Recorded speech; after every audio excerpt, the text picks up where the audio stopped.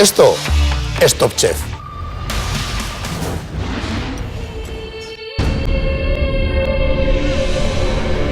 Nuestros concursantes llegan al famoso Oceanográfico de Valencia, el enclave perfecto para albergar esta prueba. En este programa dedicado al mar, Ángel León será quien plantea a los concursantes el próximo reto: cocinar con pescados de descarte.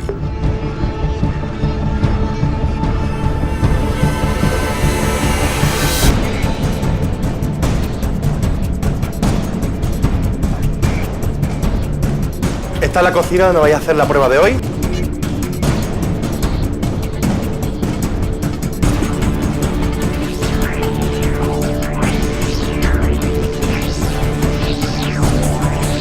La salsa con el picadito de almendra que tiene un sabor muy bueno, pero falta un poquitín de sal.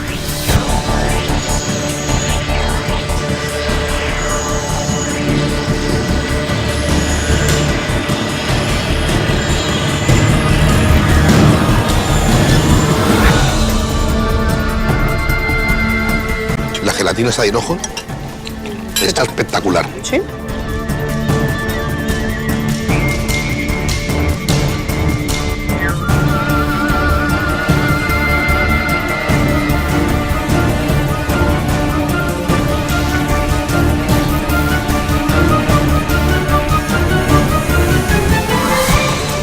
Tras la cata, los pescaderos votan por su pescado favorito.